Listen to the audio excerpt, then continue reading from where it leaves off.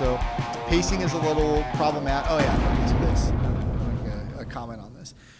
So the game is set in Eastern, it's set in the Diablo world, but the characters are largely Eastern European, and they mostly speak with Eastern European accents. Mm-hmm. I married somebody who's an Eastern European, so I got no problem with that. But their dialogue is just slow, and it is a really weird and. What do you mean by slow? You mean like their speaking cadence? Their speaking cadence is slow. Yes. Okay. And then there's these annoying pauses between them finishing their sentences, and it's such a jarring juxtaposition with the actual gameplay. Right. The gameplay is you're running around the world or in a dungeon and you're just slaying things, and it's like action, action, action, action, action. Then you go back into the city and you're all like pumped up from all this killing that you've been doing, and then you're listening to somebody talk about like, oh, poor Walter, and he is in this basement, so we need to go over to him. And then there's like an awkward pause, and then the character will slowly walk over to the basement, and then you're just like, come on, like let's have it already. Right. So if you're one of those people who typically like skips dialogue boxes because you don't care, you just want to get to the next one, yep, then you're definitely going to be doing a lot of that here, because here there are dialogue boxes, but then there's also spoken, like they're actually voicing the lines. And it's just slow, and it's so slow that it contrasts very jarringly with how fast the rest of the game is. Yeah, and it's just annoying. It's really annoying, and also a lot of the quests they just don't hook you into the story very well. I mean, and the story itself doesn't. And Diablo 3 had the same problem too. If you're coming lately to Diablo games, it would be better if they just gave you a better introduction that told you this is why you're important, this is why we're here, this is what we're doing. Instead, they give you a sort of a humble origin story or whatever. Yeah. And they do that to kind of introduce you to the gameplay mechanics. But the byproduct of doing that is that you don't really ever get into the story. So, okay, let me ask this question. And this is a genuine question because I don't know the answer. I've never beaten any Diablo game. Is Diablo something... is story something that Diablo is known for? Like, is that like a feature of those games that a lot of people would say like, oh, Diablo, that's that good story game? No, it's an action RPG. So that's what you're paying for. However, there is a story, and they weave it into the game. My opinion on what Diablo is known for is people who race until the end of the game, and then they do, at least in Diablo 3, these things called rifts, which are basically like little dungeons, and then by the end of it, you're hoping that there's like a 1% chance that an item drops that's actually better than the item that you have, and then your character can tick up that much more. And that's pretty much what the game is at the end of it. And a lot of people just play through the story to just get to that part. But there is a whole universe and a cohesive story and all that. And right. I would say that the story in the original Diablo games I'll just say it's good. I don't think it's like The Last of Us or anything like that, but it's a good narrative. And here it might be a good narrative. I only played this beta, but the pacing problem though is that's the issue. Yeah. Because even if it's a good narrative, you're weaving that in with all these gameplay problems. You're yawning and you're waiting for them to finish their sentences. Yeah. So you have to figure out. So do you remember like back in 2007 when BioShock came out? Oh yeah. And one of the cool things that BioShock did is you would pick up the recordings, and then you could play the recordings to hear people advance the plot while you're still actually playing through the game. And now everybody has picked up on that. Well, they like almost from the moment BioShock was released, like it seems like all those like story-driven first-person shooter games that came out in the wake of BioShock took that one mechanic and went to the races from that. Like that's how you tell a story. Yes. In a story-driven first-person shooter now. Right. Well, and people have shorter and shorter attention spans. Sure. Yeah. And so it just allowed them to continue to be immersed in the game, but then not have to just sit there staring at a wall while they listen to 30 seconds of dialogue. Diablo 4 is a throwback. Yeah. to before all that. Right. And it's just not that compelling. It's just not that fun. Okay. So another thing that I did like though is, again, they don't let you get too far into this because it was a beta, but there's a whole bunch of itemizations and achievement stuff and like do this to get there's at least 10 different systems in that game for either getting gear, getting achievements, accomplishing tasks or whatever, enough so that as a completionist like myself, I looked at that and I was like, oh, seems overwhelming, but I also like really want to do this. Did you start to get the jitters? Like, yeah, I'm going to have to get all this stuff. Oh God. I guess I'm not playing anything other than Diablo the rest of the year. Yeah. So there was a whole bunch of cool stuff for you to get in the game, and a whole bunch of cool stuff that they've built into the game to keep you playing. Because after all, if there's one thing that Diablo games are, this is not, to make another comparison to Last of Us, a game where you go from start to finish and then you dust it or put it on the shelf where it collects dust. You're meant to play it over and over again. And it's weird because in an MMO, they always give you new content. So it's like, here's a new dungeon, here's a new raid, here's a new patch. But Diablo's not really like that. They give you new seasons, but the content largely stays the same. Yeah. Once the game is out, you get one expansion. That's about it. So it's like how they keep you coming back. So I can answer this question. Monster Hunter. That was it. Well, so Monster Hunter. Well, okay. Phantasy Star Online, which is 23 years old, never had any expansions. You're always doing the same thing over and over in terms of going into worlds, but you're doing it with new people, and you're doing it with new builds. So new armor, new weapons, and all that stuff, just to see how much stronger or how much better you are at the combat within the game. Yeah. Monster Hunter does it's a little reductive to say that because there's a lot to do in Monster Hunter in battling.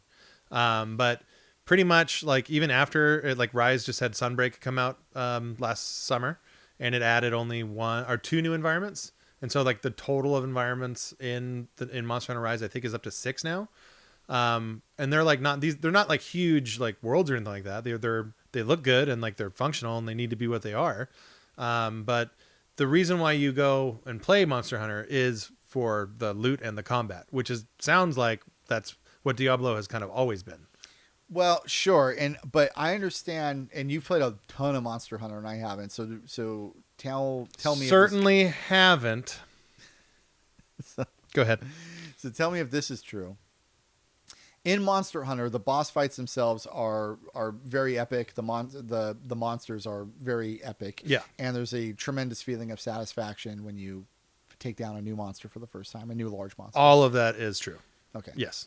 I think it's different in Diablo in that it becomes, especially in the end game, it just becomes rote in that you're going through the dungeon or the rift, and you're going to get there, and you're not really ever worried about your death unless you're playing with permadeath, and then I guess anything's possible. Sure.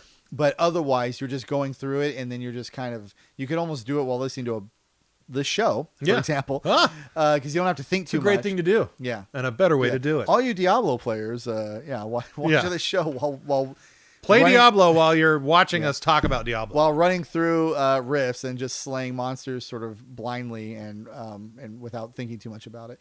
And then you're just kind of playing it for your 1% chance at a gear upgrade at the end. Sure. And this sort of like dovetails perfectly into another factor of the game that I wanted to mention, which is that the itemization is weird, and the gameplay, the whole thing is a little weird to me, and it makes me understand why I didn't play Diablo 1 or Diablo 2 very much. So first, on the itemization, they do the color-coded thing where it's like a purple item is better than a blue item or better than a green item, and then orange is better. They also did this in Phantasy Star Online. I'll point out. But then, because you're leveling up the entire time, there's some confusion where you'll get a yellow item at level 20, and then that's supposed to be really good. But then you'll get like a green item at level 40, and it's actually better than the yellow item. And this is such a petty thing to say, but it takes a little bit of the immersion out of it for me. And part of this goes back to my World of Warcraft roots. But like, especially in vanilla WoW, when you got to the purple items, like anybody who saw you dressed in purple gear, like that was a real accomplishment. Most people didn't have that. And then especially if you got into the legendary items, then it was even more so. So in Diablo, they give you all that stuff really early on. I was decked head to toe in the item level that's beyond purple by the time I was level 20. Right. And this is less than a third of the way into the game. It's 15 hours into the game. So the itemization was a little, I don't know, it was just a little annoying how they handled that. The other thing about it too is that, so those boss fights that I had mentioned that are super epic, that can be kind of a good thing and a bad thing. If you lose a boss fight after you spend 10 minutes on a boss, it's really frustrating in the game because it's not like when I play Demon Souls, you're kind of crawling through those dungeons because death is such a it's so significant. If you die in a Soulsborne game, you get punished for it. Yeah. So the nice thing about that is it creates this incredible tension while you're going through the dungeons. And talk about immersion, you're immersed in the game because you're like, I can't die. Well, and you have stakes. Like you have Very really high real stakes. That's why you can't die. 100%. So, and the boss fights kind of go into that. So the dungeons are intense, and then the boss fights are even more intense. And Diablo, it's not like that. The dungeons, at least the dungeons I were in, very, very low stakes. You're just killing stuff. Nothing really posed a threat. Every now and then you'd see a new enemy for the first time. You're like, oh, what does this guy do? And then they would do it. And like, okay, that's fine. And you would just kill him. Then you get to these boss fights, and the boss fights are epic. But if you lose an epic boss fight, again, it's just like with the dialogue thing. It takes you out of the game because then you're like, oh, so I have to do this whole stupid boss fight again. And they do set you back only a little bit, so you get to basically run right back into the boss fight. But there's a pacing difference between going through these dungeons where you're just like slaughtering people, and then you get to the epic boss fight at the end, and then it's epic, but then you die, and then just like everything grinds to a halt. And it sounds like a small thing to complain about, but again, I just compare it to Soulsborne, and I'm going to bring this up again when I give you my conclusion in a minute. But when you're playing Demon Souls and you're crawling through those dungeons, the pacing feels the exact same. You're really into it while you're crawling through the dungeon, because if you die, there are real stakes. Then when you get to the boss fight, you're even more into it. So it just kind of gradually builds. Diablo, you're not really into it while you're going through the dungeon because you're just mindlessly spamming spells or whatever to kill everything. Then you get to the boss fight. It is cool. The boss fights were cool fights. But then if you happen to die more than once on those boss fights, it feels like it's just such a jarring experience to be like, oh, and now I have to do all this again. Yeah. It's not as fun because the distinction between the pace of play that you've been encountering and then what just happened, which is like a complete grinded halt to that. It just it's just jarring in a way I didn't like. Well, it's in a way that we all used to know and love, like when you were playing Ninja Gaiden 2 back in 1989. Yeah, right. And you get to the boss, and then you lose, and you have to go all the way back to the beginning of level 3 and do that whole song and dance all over again. And so, like, I actually had in my notes here a comparison to Vampire Survivors, right? Because that's a game where you can basically just like push one or two buttons and just kill everything in sight.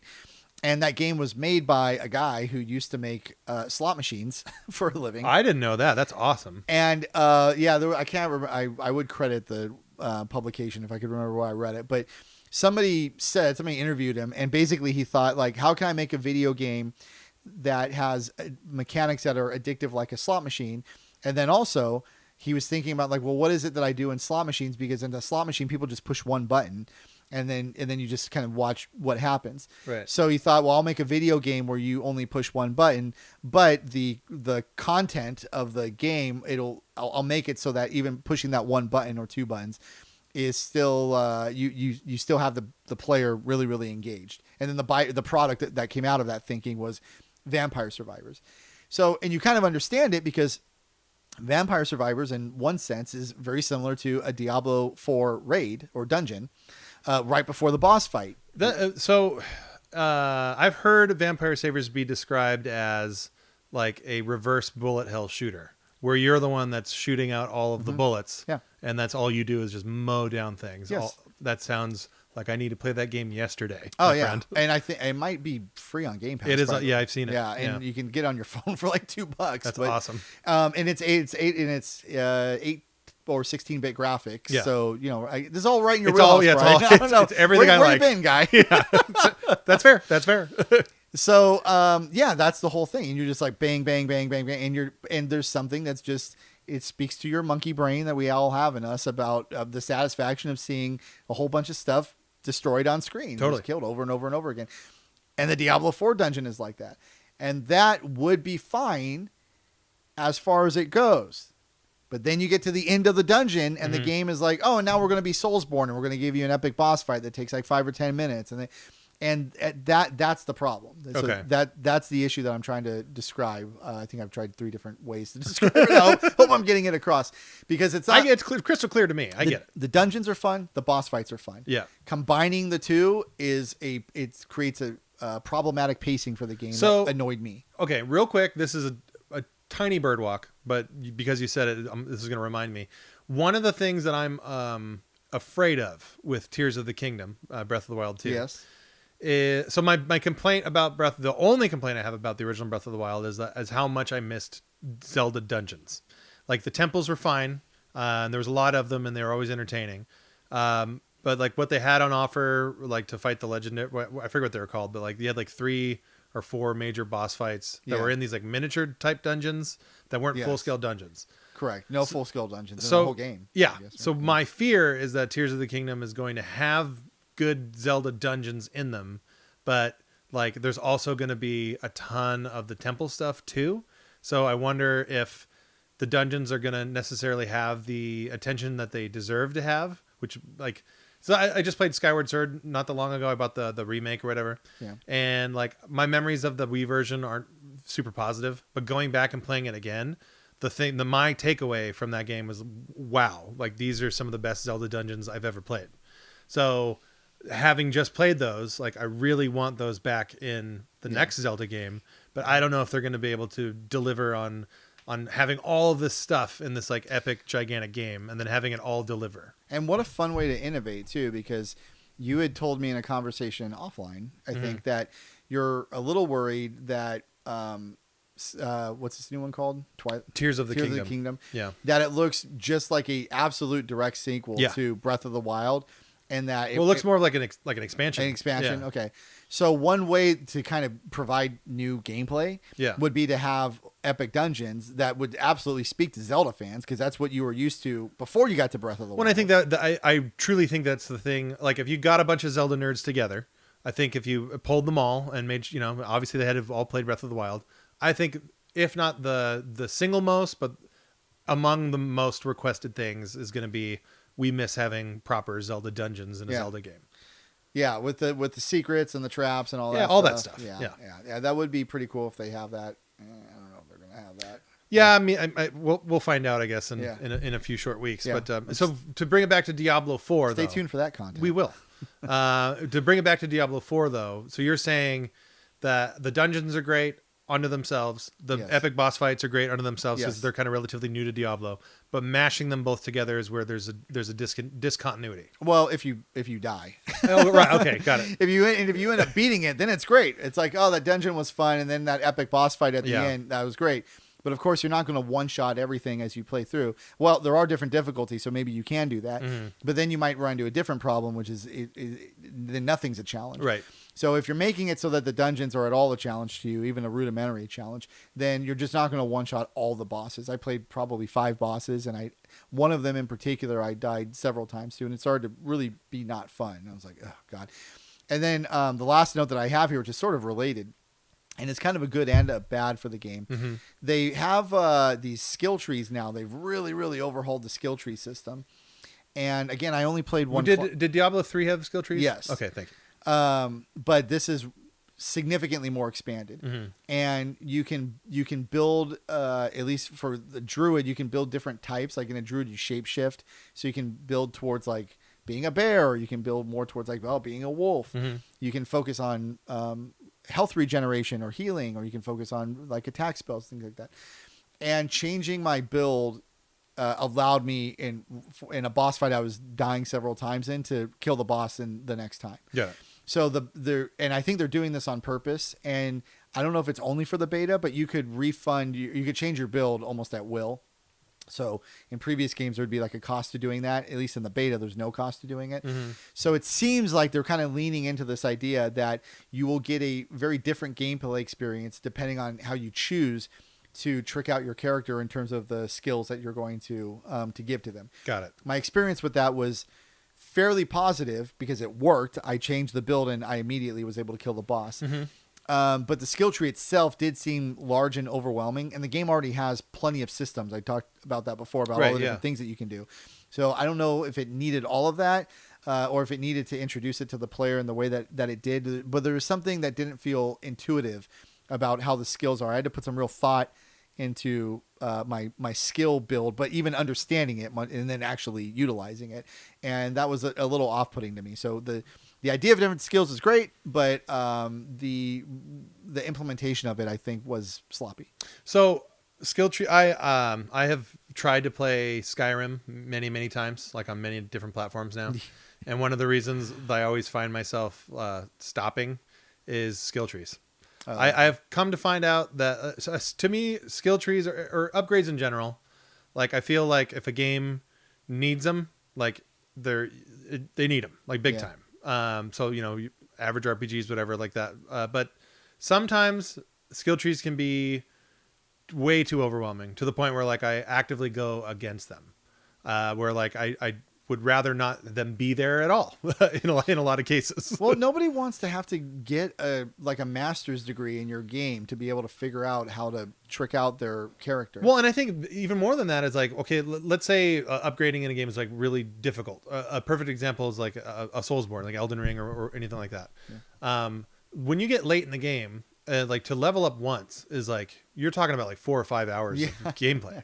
And if you are leveling in like the wrong direction, and granted, Elden Ring is really forgiving in that like you can constantly rebuild and get all your points back and redistribute them. So the first time one of those Souls games let you do that. Yeah. But in other Souls games, you're done. You're SOL if you spent like 4 hours of time in an upgrade that ended up is not really giving you the results that you wanted. Like you just feel like a chump. And it's interesting too because one of the great things, we will absolutely do a show on the revolution that the Soulsborne games created. And this is like it contrasts perfectly with one of my big criticisms of Blizzard. Blizzard's MO was to make their games accessible as broadly as possible. So if they had to dumb stuff down to just make it so that more people can play it, they would do that. And the genius of the Soulsborne dynamics is that they went in the exact opposite direction. And I was just joking either with you or somebody else within the last 24 hours that when you play a Soulsborne game, it's hard enough on its own. And then when you die, rather than the game saying, like, sometimes you'll get a hint, like if you want to lower the difficulty, just go ahead and pause. If you die 3 or 4 times. And then whenever I would see that in a game, I'd be like, "Screw you, game! Don't tell me I can lower the difficulty. I'm going to beat this. I'm the boss of you, game." Yeah. The way it was in the Soulsborne games, at least Demon Souls, they punish you more. Yeah, it's like you died, so now you have to run around this game and you have half of your health. Only you should make it harder. You should go. You won't do this, and that's fine. But you should play the original Demon Souls on PS3 to see like the full experience of that game being a bastard. Yeah. The biggest thing. I mean, it's been years since I played it, but a thing that I always talk about with that game is when you got invaded by a red demon, so like a player that's out to get you. Or you lose the level. The player that they killed lost an entire level of progress. Nothing at all bad happened to them. It's just them screwing you really bad, and they fixed in the PS5 version, which is, I mean, they had to, I guess. Right. So, but then again, gamers being gamers, like that was all of a sudden embraced, and if you can play through those games, it became like a real accomplishment. Yeah, for sure. And you had said once that you beating Demon Souls was like a legit great gaming accomplishment for you. No, I mean, like I think my exact thing was like, well, I know what graduating college feels like, and this is pretty close to that. So or just like a screenshot of like the trophy is like printed out and hung next to your diploma. Exactly. Like right above your bed. Yeah. My marital bed. It's got to be there. This has to stay there. Okay, so are you comfortable now giving us a final take? What do you think? Yeah, I think because I have something queued right up for that. Okay. So wait, so I had said the thing about the Soulsborne. Yeah, no, I think I'm comfortable giving a final take. Here we go. Check this out. Ready, everyone? Okay. Bob's take. Here's a Bob's take on Diablo 4. Wait until so one of the things we're going to do in the show is do predictions. And then we'll do Bob's predictions, and then a Bob's take and a Bob's prediction. Yeah, and then we'll go back. Like, it's going to take me a while to write the word prediction, so you'll have to give me time on that. No, it's fine. You just shorten it. Predict. You're right. You just do Bob's predict. Perfect. I'm glad we could solve these problems. All right. Diablo 4 is a fun game. Okay. And I enjoyed the game. I'm literally on the fence about buying it, mostly because, again, the pacing problems, some of the game mechanics. It's just not. It's not my style of game to just go through and click, and just you're slaying stuff over and over and over again. That said, I played it enough that I see the appeal of it.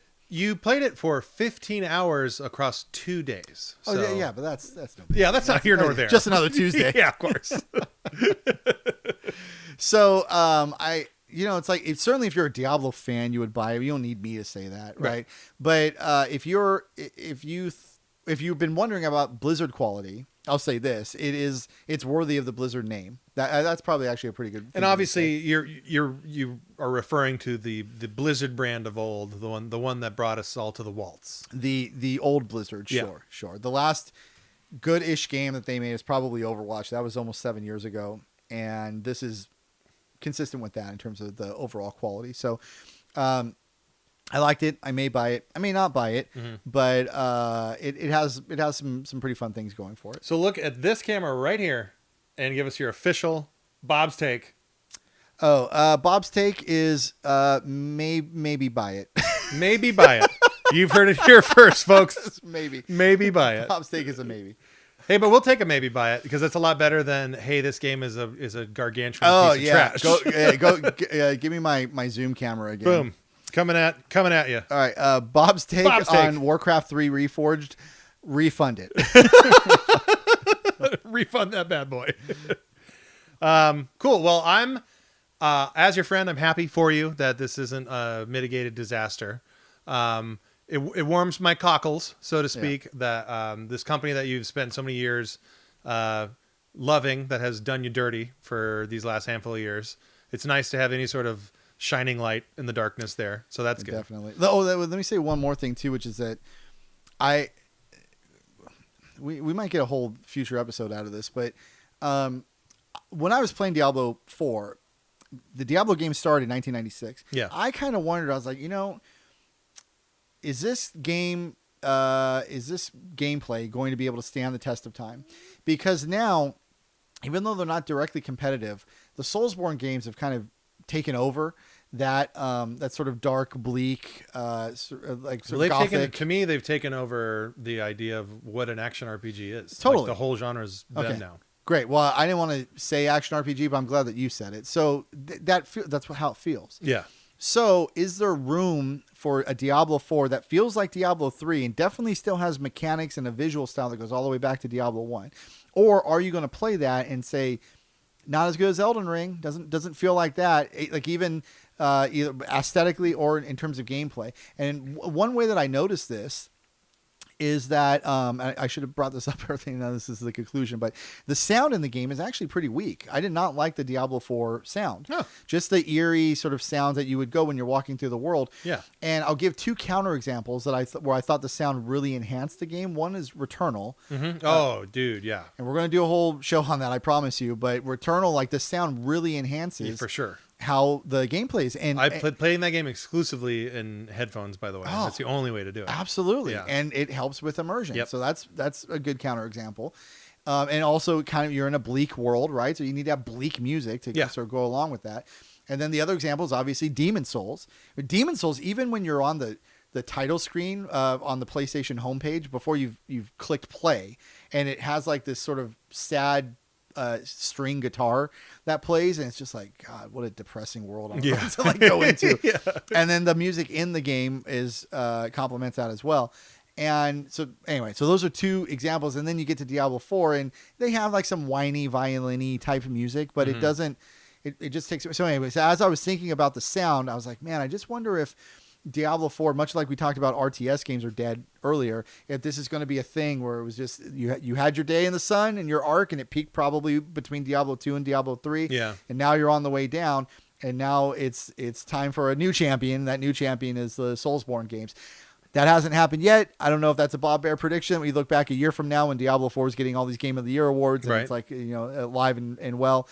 But it's something that crossed my mind a lot while I was playing, is how unfavorably those games compare with the Soulsborne games, which just seem like the evolution. Yeah, the new standard barrier of that whole thing, for sure. Yeah. Okay, well that's been Diablo talk. Talk. And real quick before we go, I will say that I personally, Brian, I really regret not eating that chicken sandwich that comes with the Diablo 4 beta. Oh, I dropped the ball there. That's me. That's my challenge. But I will correct it. In future chicken-based betas, I will be there. Did you see what the sandwich was? Yeah, it's the double down. It's like they brought the double down out of retirement for this Diablo beta, which is fantastic. Like, it's synergy. Devil. Eat the devil. It's eat the devil and then play the devil. It's perfect. So there we go. Let's end this on a gentleman's handshake. Gentleman's handshake. All right. The Golden Vitality System will pick you up out of whatever ditch you're in. It's like you don't even like opportunities. Golden Vitality Systems can fix all of the problems that you have and more. Problems that you haven't had yet, we can fix those. I'm so tired of you not giving me the money. What do you have against opportunities? It's like you don't even want to fix yourself. Why? Do it. It's so easy. I do two things extremely well. I help other people, and I stay above board. Oh, I'll help you. I'll help you and your friends too. Oh, yeah. Golden Vitality Systems.